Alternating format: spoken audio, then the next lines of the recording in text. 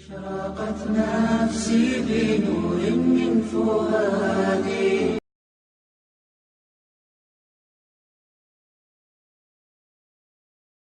What do you think about Sufi? Isn't that a part of Islam? Wow. I mean, don't ask me to give a short answer to that one. I mean, that's subject. You know, the problem with Sufism is the term Sufism covers a broad range of things. There are some Sufis who are not Muslim. They actually say that Sufism was before Islam, and that's actually true. It's actually true. Okay? So, Sufism is really a form of mysticism.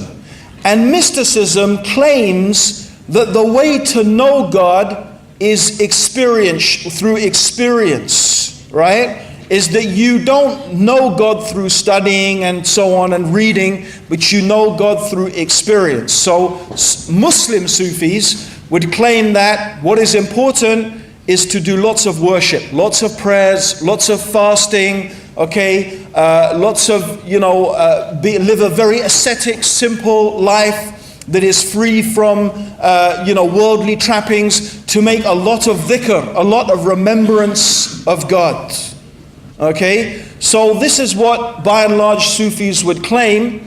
Okay, however, actually, what the Prophet Muhammad taught and what Jesus taught and what you can find in the Quran is that no, knowledge is very, very important. Indeed, the Quran says, "Be you Rabbaniun." Rabbaniun means scholars, and it's an appeal to everybody, everyone, to have knowledge. Those who know are not like those who do not know. And knowledge, as the Prophet ﷺ said, comes from studying.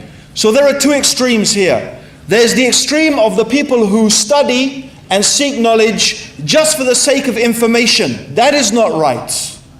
Knowledge in Islam is studied so that one can act upon it. But how do we worship God? How do we remember God? How should we behave as believers in God? This is only going to come through knowledge, and the deeper your knowledge, the deeper your study of the Quran, then the more and the greater your appreciation of that. That is also therefore matched by worship, prayer, fasting, remembrance of God, and so on and so forth. So there is a balance here.